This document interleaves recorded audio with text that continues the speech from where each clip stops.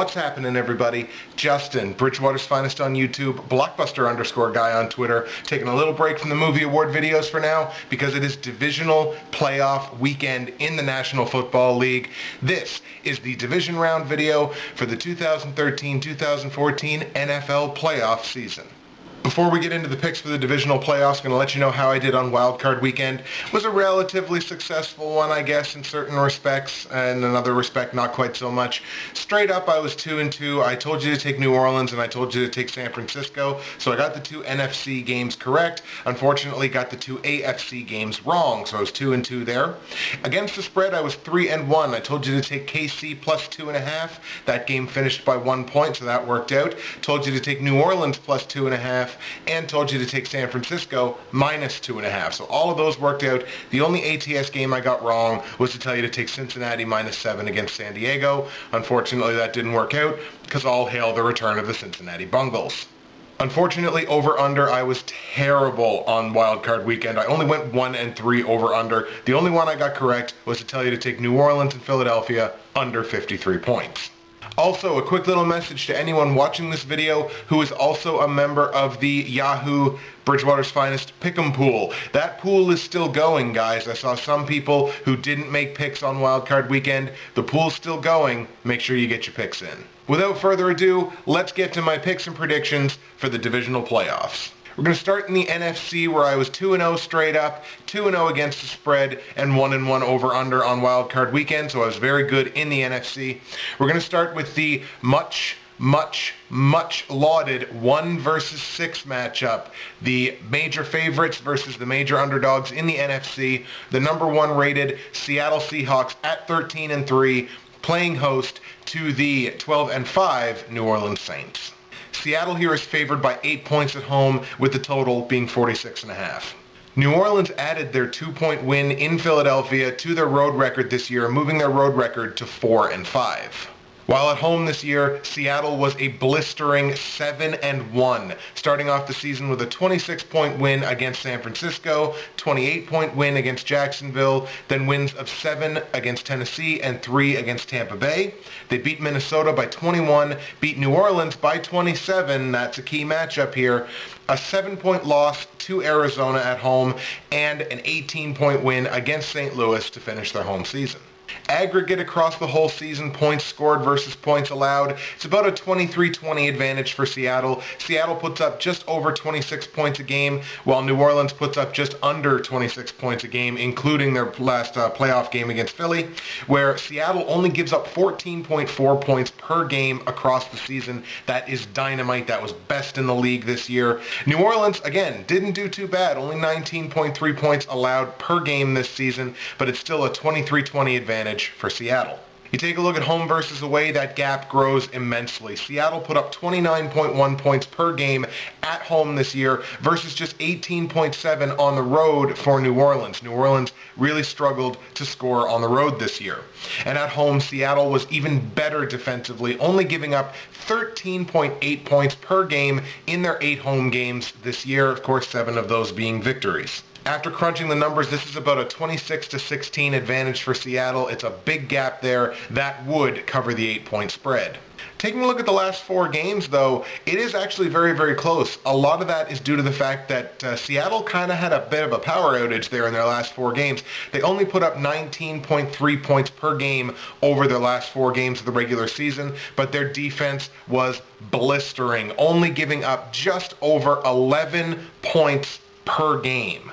Whereas New Orleans was right around their season averages in both respects. This is about a 20-18 advantage for the Seahawks. Starting with the over-under here, again, the number is 46.5. I like the under in this game with 2 real good defenses. Seattle would be 5-3 under at home this year, and all 5 of those wins under would be under 46.5 points. New Orleans is also 6-2 under on the road, and 7 of their 8 road games totaled under 46.5 points.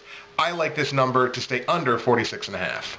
Straight up, you got to go with the Seahawks. I don't know how you don't take the Seahawks in this game. New Orleans was extremely impressive to beat Philadelphia. A lot of people said Drew Brees can't win in a relatively cold stadium on the road, especially against Philadelphia, who has a very good offense.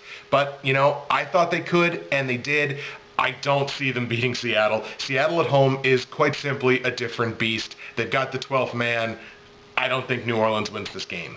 I do, however, think New Orleans wins on the line. I'm going to tell you to take New Orleans +8 in this game. Seattle would be just 8-8 against the spread this season as a favorite of 8 points.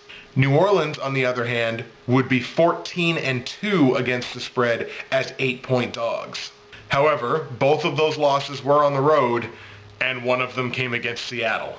So while this might be a bit of a coin flip, I'm going to lean on New Orleans' defense to play, well, the game of their lives, because it has to be the game of their lives or else they're done. So under 46.5 points, I like Seattle to win it straight up, but I like New Orleans +8 on the line. We move on to the 2 versus 5 matchup in the NFC, which sees the 12-4 Carolina Panthers as 1-point dogs at home against the number 5 ranked San Francisco 49ers at 13-4. The total for this game is 42. San Francisco added their 3-point win in Green Bay to their road record this year, running their road record to a very impressive 7-2. While Carolina was dynamite at home this year, going 7-1, only losing their first home game of the year, a 5-point loss to Seattle. Which is very interesting because I don't think in week 1 most people were predicting that this could be a preview of the NFC Championship game. After the loss against Seattle, Carolina pitched a 38-0 shutout against the Giants, beat St. Louis by 15, Atlanta by 24, a 4-point win against New England, 21 points against Tampa Bay, 10 points against the Jets, and 4 points against the Saints. I don't think you can get any closer than these two teams. They're two teams that are modeled extremely similarly. While I think San Francisco has more weapons, arguably Carolina's defense has played even better than San Francisco's this year. San Francisco definitely has the edge in scoring. Across total in the season, it's about 25-23 in terms of points scored per game. Home versus away, San Francisco averages 26.3 points per game on the road, while Carolina averages just under 26 points at home. And in the last 4, it's a big gap. San Francisco has put up 28.3 points per game versus Carolina just putting up 20.3. But this game, nobody's going to be surprised. This game's going to come down to defense. And these two teams are so similar and so close to each other in terms of defense. Any way you want to measure it, they're so very similar and so very close. The game comes down to defense. Aggregate across the season, San Francisco gave up 17.2 points per game, while Carolina was a league second best 15.1. And at home this year, Carolina's defense was even better, only giving up 12 points per game, including, of course, that 38-0 shutout early in the season to the Giants. San Francisco's defense, if you're wondering, statistically plays slightly better on the road as well, only giving up 16.7 points per game. In the last 4 games, Carolina's defense kind of took their foot off the pedal a little bit, giving up 21 points per game, which is relatively pedestrian given the rest of their season, whereas San Francisco has also arguably kind of took their foot off the pedal a little bit, giving up 19.5. Aggregate across the whole season, this is 20-20. This is right straight down the middle. 20 for Carolina, 20 for San Francisco. There's really no advantage. Home versus away, a slight advantage for the Panthers. I see it as 21-19. But in the last 4 games, again, San Francisco putting up 28.3 points per game. It's about a 25-20 advantage for the Niners. Over-under, once again, I told you the number we're using here is 42. I even like it to go under. Despite the fact that San Francisco's offense is playing hot right now, Carolina has only given up 20 or more points per game twice at home this season. Both defenses are studly and fantastic and just full of gamers. I just like this to stay under 42 points. It's going to be a defensive shootout from the first whistle to the last whistle. I know I got a lot of Niners fans. I got Niners fans that watch these videos. I actually like Carolina here. I don't think Carolina is a fluke. Carolina is 8-2 in the last 10 head-to-head matchups. Now, granted, that goes back quite a ways. But San Francisco only really beat one good home team at home this year, that being Arizona. Their other wins, St. Louis, Tennessee, Jacksonville, Washington, Tampa Bay, and then, Green Bay. So really, they only beat one really good home team this year, and that was Arizona versus, of course, their 2 losses to very good home teams in Seattle and New Orleans. So I like Carolina here because Carolina was just a studly home team this year. So I like the Panthers straight up, which means on the line, I'm going to tell you to take Carolina +1 if you can get it not at a pick'em. It's essentially a pick'em. But Carolina is 9-1 against the spread in the last 10 head-to-head. Again, that goes back a ways. And we're 6-1-1 against the spread at home this year. 5 of San Francisco's 6 against the spread losses this year came as the favorite. So if you can get them at a -1 or as a favorite at all in this game, or even in a pick'em, against the spread, it hasn't been overly kind to San Francisco. Again, 5 of their 6 against the spread losses come as a favorite. So I'm going to tell you to take Carolina +1 on the line, Carolina straight up, and it stays under 42 points. Let's move to the AFC, where I was 0-2 straight up, 0-2 over-under, and only 1-1 against the spread. Wow.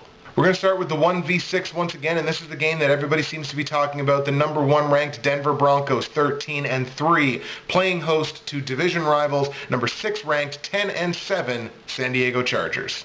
Broncos are currently favored by 9.5, with the point total sitting at 54. Broncos had the number 1 offense in the league this year for a reason. They averaged 37.9 points per game across all 16 games in the regular season. At home, they were slightly better, 39.5 points per game averaged, and in their last 4, they kept that pace at 35.5 points per game. Now, San Diego's certainly no slouch in this department either. San Diego averaged just under 25 points per game across all their games in the season, and on the road, their offense was actually slightly better at about 25.1, so just slightly over 25, and in their last 4, it's been even better, averaging 26.8 points per game. But speaking of moving in the right direction, let's talk about Denver's defense for a second. The Broncos' defense is nothing special. They gave up 24.9 points per game across all their games this season, but at home they did play slightly better. It's only 22.5, and in their last 4 it's just over 20. So there's a defense that could also quite possibly be moving in the right direction. San Diego added to their road record this year, pushing it to 5-4 with their 17-point win in Cincinnati during Wildcard Weekend. Whereas Denver at home this year was 7-1, beginning the season with a 22-point win against Baltimore, a 16-point win against Oakland, a 32-point win against Philadelphia, a 16-point win against Jacksonville, a 24-point win against Washington, a 10-point win against KC, and a 23-point win against Tennessee. But their only home loss did come by 7 points to these Chargers. Nobody really talked about the Chargers' defense this year. I actually thought they played quite well. They only gave up 21.1 points per game across the entire season. On the road, it was a little bit higher than that. It's a little over 22, about 22.2, 22.3. But in their last 4 games, the Chargers defense is only surrendering just under 17 points per game. Statistically across the season, I see this as about a 30-25 advantage for the Broncos. Home versus away, that grows a little bit. Denver at home versus San Diego on the road grows to about 31-24, whereas in their last 4, it gets tight, but it's still a Denver advantage, 26-24. We'll start with the over-under here. Now, 88% of Covers.com experts and 71% of the general public are on the over in this game. Once again, the number is 54. I'm actually going to tell you to take the under. The reason that I'm doing that is the last 10 head-to-head matchups between these two teams. Remember, they're divisional teams. They play each other a lot. In the last 10, the under is 7-3, including the last 3 in a row, dating all the way back to November 2012. So the last 3 games have all gone under 54 points. The weather's going to be slightly cold, usually indicative of slightly lower scores. I think this stays under 54 points. San Diego's defense has played very well all season. Denver's defense is arguably moving itself in the right direction. I just think this game stays under. Straight up, gotta ride the Broncos. I don't know why you wouldn't. San Diego is the biggest underdog left in the yard. Yes, they are. Everybody's talking about this is the team of destiny. This is this year's Baltimore Ravens. And there are a lot of parallels between this year's Chargers and last year's Ravens. I will give you that. San Diego, unfortunately, has some baffling road losses this year, and we talked a little bit about them in the last video. 3-point loss to Tennessee, 10 points to Oakland, 6 points to Washington. Those are baffling road losses for San Diego. I just get the feeling that somewhere San Diego's slightly worse road play is going to rear its ugly head. I'm going to take Denver here. Denver's defense is better at home, trending in the right direction. I'm going to tell you to take the Broncos straight up. But got to give the Chargers respect. That line is insulting. So take San Diego plus 9.5. Against the spread, head-to-head between these two teams, it's all about the underdogs and the road teams. Head-to-head matchups between these two, the road team is 6-0-1 against the spread in the last 7 games. The underdog is 4-1 against the spread in the last 5 games, and San Diego is 6-1-4 in their last 11 games in Denver against the spread. No risk of a push here because we lost half a point, but we're still getting that half point. So there's no way for a push here. I'm going to tell you to take San Diego plus 9.5. But I do think Denver wins the game, and I think it stays under 54 points. And the last matchup we're going to talk about here is the AFC 2 versus 4 matchup, as the New England Patriots at 12-4 are 7.5 point favorites against the number 4 ranked Indianapolis Colts at 12-5. The total for this game is 52. Now, Indy goes from friendly confines to on the road in this matchup. So let's talk about Indy's road record a little bit. Indy was 5-3 on the road this year. They had a 20-point win in San Francisco, which is huge. That's a big road win. A 34-point win in Jacksonville. Suffered a 10-point setback in San Diego. Beat the Texans and the Titans by 3 points each. Had a 29-point loss in Arizona, but Arizona was a good home team this year. A 14-point loss in Cincinnati, but Cincinnati was undefeated this year. And a 16-point win in Kansas City to end their road season. While New England at home was, quite frankly, unstoppable, although there were some close calls. They had a 3-point win against the Jets, following that up with a 20-point win against Tampa Bay. They had a 3-point win against the Saints, but followed that up with a 10-point win against Miami and a 24-point win against Pittsburgh. They had a 1-point win against Cleveland, but followed that up with a 14-point win against Buffalo. Despite the fact that New England's offense had more different pieces in it than 2 jigsaw puzzles mixed together, they still averaged 27.8 points per game on the season, which is a credit to the coaching and to the quarterback, whereas Indianapolis averaged about 25.6. Defenses were pretty similar.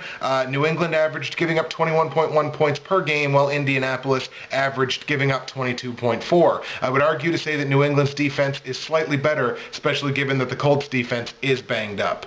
I mean, KC did put up 40-plus points on them last week. New England amps it up on both sides of the football when they are in Gillette Stadium. At home, they scored 30.4 points per game this season, only giving up an average of 20.6. Whereas on the road, Indianapolis' offense gears down a little bit at 24 points per game versus giving up 21.1. But in the last 4, these two offenses have played extremely well. Only a 1-point difference in points scored between them.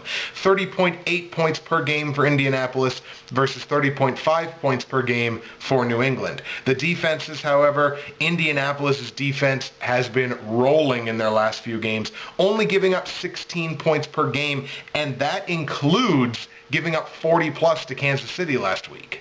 New England's defense, however, nothing to sneeze at, only giving up 19.3 points per game. Across the whole season, I see this as a 25-23 advantage for the New England Patriots, and home versus away, that gap grows slightly to 26-22. However, in the last 4 games, based on the numbers, that first number I gave you, 25-23, inverts. It's actually Indianapolis with the 25-23 advantage. So I think this game is going to be pretty close. The over-under, I'm going to tell you to take over 52 points in this game. Both offenses are playing extremely well, and if either one of these defenses falters, which again, I don't think you can trust Indianapolis' defense. Not saying that New England's defense is trustworthy, but especially Indianapolis' defense with as many injuries as they have, I don't think they're trustworthy. So if even one of these defenses falters, it could sail over this number. So I'm going to tell you to take over 52 points. Straight up, Patriots. Patriots were 8-0 at home this year. Of course, I did ride with an 8-0 team last week, which didn't work out all that well for me. However, I honestly just think New England wins this game. Got to ride with the team that was perfect at home this year. But on the line, maybe I just like riding with the underdog here. I think 7.5 points is too many. New England would only be 4-4 against the spread at home as 7.5 point favorites, while Indianapolis would be 5-3 on the road as 7.5 point dogs. And for anybody that watched the game last week, Indianapolis proved that they can play from behind. So even if their defense falters, they are capable of making a comeback, and I just think 7.5 points is going to be too many here. So I'm going to tell you to take Indy plus 7.5 on the line. Although I do like New England straight up, I think the game is going over 52 points.